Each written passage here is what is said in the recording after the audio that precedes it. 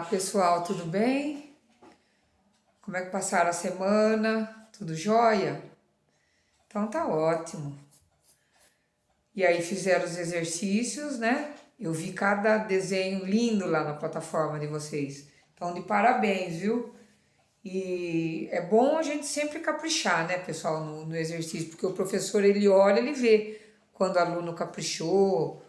E a gente sabe que o aluno que ele capricha nas pequenas coisas, ele também é caprichoso nas coisas mais que exigem uma elaboração maior, né?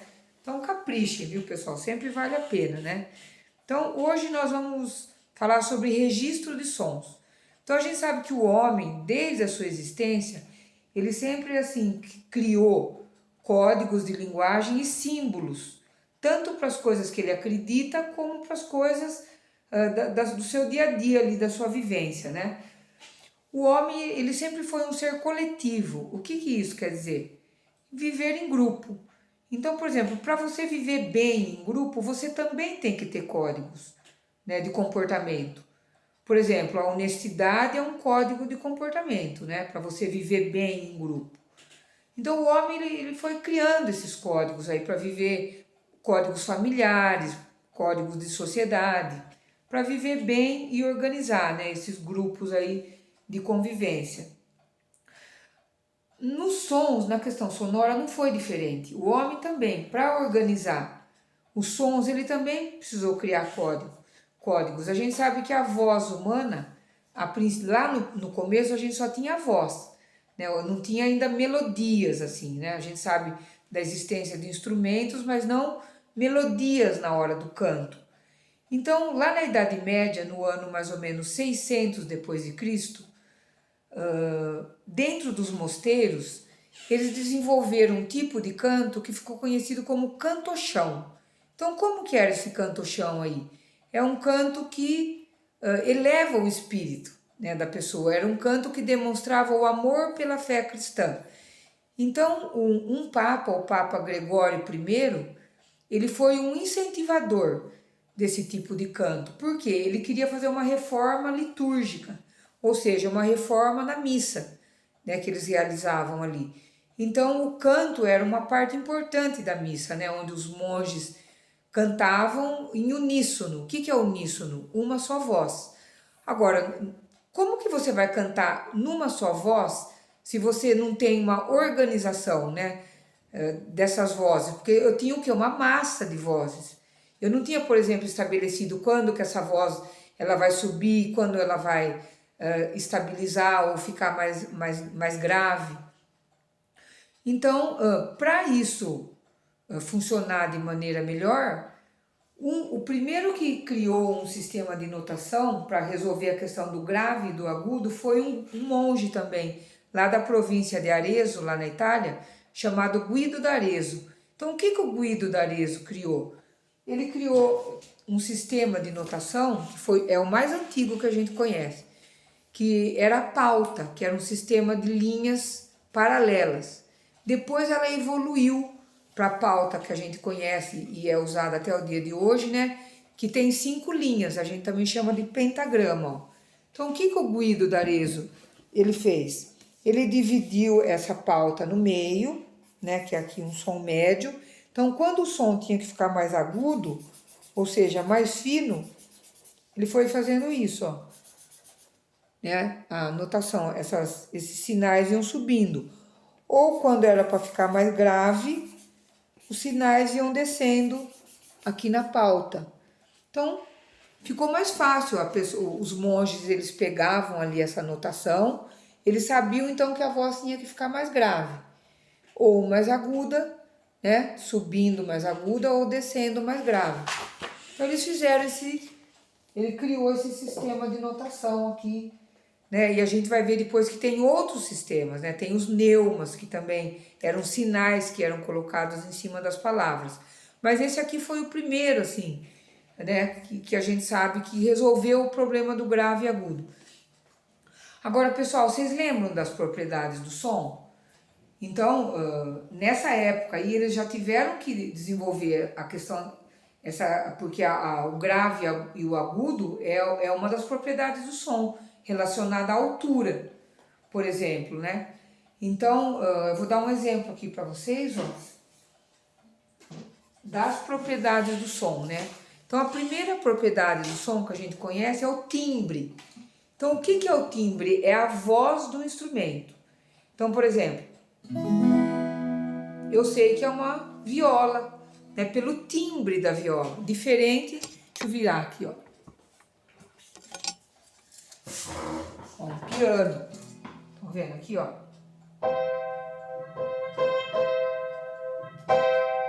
Então, eu sei que é um piano que está tocando e não uma viola pelo timbre, tá?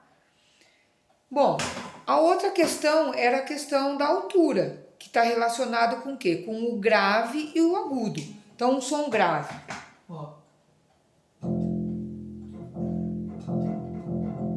Grave. Agudo. Então, um som mais grave, né? Um som mais grave, um som mais grosso. E o agudo, um som mais fino. Depois, deixa eu voltar aqui para mim. Com relação à intensidade do som, o que que eu tinha? O que que eu tenho na intensidade? Um som mais fraco ou mais forte? Por exemplo, um som fraco, um som mais suave, ou um som forte, né? Fraco, forte. Né? Então, por exemplo, quando eu entro numa igreja, eu tenho que falar baixo, né? Que é um som mais fraco. Agora, se você estiver num show de rock, por exemplo, aquelas guitarras, aquele som com aquela energia, se você for falar com quem está do seu lado, você tem que falar alto. Por quê? Porque senão você não ouve nada, então tem que ser um som mais forte. Então essa é a outra propriedade do som. Então timbre, altura, né, agudo ou grave, intensidade, fraco ou forte. E o outro, a outra questão é a questão da duração, que é longo ou curto. Então um som longo.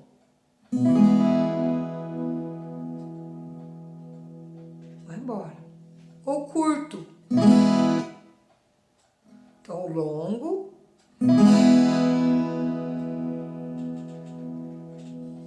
Ou curto. Então, as 4 propriedades do som, né? Com a viola.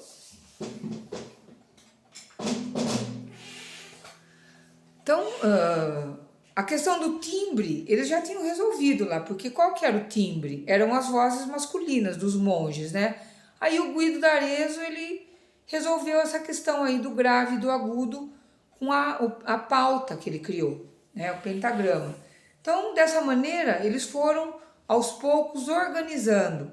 Para quê? Para que aquele som ele se tornasse mais harmônico, né? Porque no começo, imagina, não era assim, né? Então, várias vozes, né?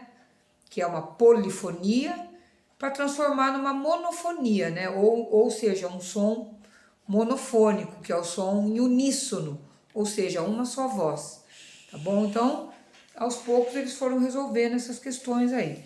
Então, aqui agora, virando a página aqui, ó, a gente tem outros registros sonoros, né? Um que é daqui, ó, sobre a morte do Carlos Magno, ou então notas musicais de um hino litúrgico, né? Que é relacionado à missa, né? À liturgia. Então a gente tem aí, esses são os primeiros registros aí, esses que vocês estão vendo aí. E então, pessoal, tudo isso foi o quê? Foi sendo aprimorado, né, ao longo da existência humana, esses registros. A gente sabe hoje que se você não tiver uma partitura para você, para uma apresentação de uma orquestra, ou mesmo para canto, né, de coral, você não consegue, né, aquela harmonia necessária para que a música saia agradável aos nossos ouvidos, porque se for uma coisa desorganizada, o nosso ouvido, né, porque o que que acontece? Quando o som chega no nosso ouvido, o nosso cérebro, ele decodifica isso. Então, se for uma coisa desorganizada, a gente não gosta, né? Ela causa uma sensação de estranhamento na gente. Agora, se for uma coisa organizada e agradável, o cérebro ele decodifica como uma coisa agradável. Então isso foi sendo aprimorado, né, com o tempo. Então, registro de som eu também chamo de escrita musical, é um desenho. Vocês podem ver que é o desenho na música. Como que é o desenho na música, então? É a escrita musical, né? Eu trabalho com símbolos, né? Com a colcheia, semicolcheia, que são as notas musicais, ó. Vocês devem saber disso, né? Por exemplo, eu coloco uma haste aqui, ó, né? E depois eu também tenho, ó, isso tudo aqui são, ó, estão vendo? São símbolos o quê?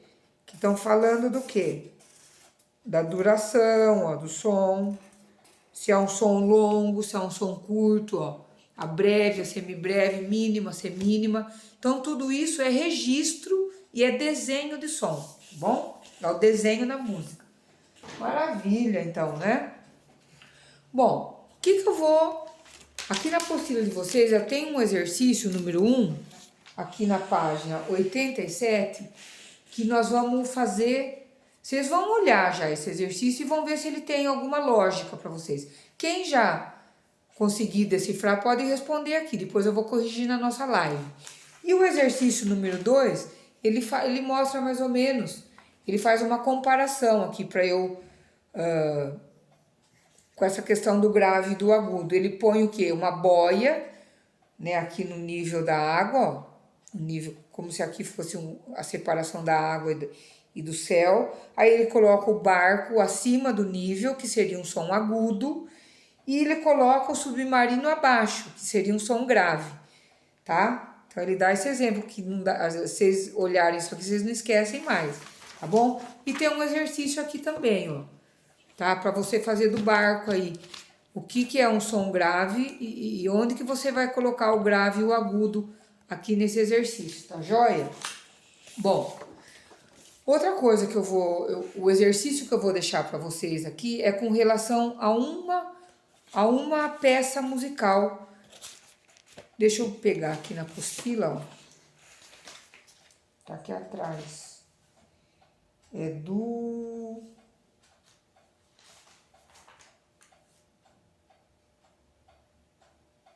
Marlos Nobre. Então, quem é o Marlos Nobre? O Marlos Nobre é um compositor e ele fez essa peça aqui, que é uma peça assim de percussão, né? Uma apresentação lá pela Orquestra Sinfônica do Mato Grosso, chama Ritmetron. Vou colocar aqui para vocês, ó. Vou colocar na plataforma também aí. Tá aí na plataforma para vocês ouvirem, ó.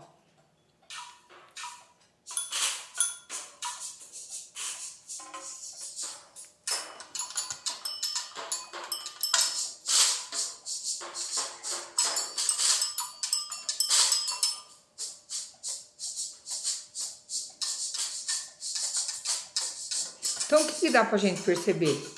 Que é um trabalho que é de percussão, tá? Então, eu vou ter mais instrumentos de percussão.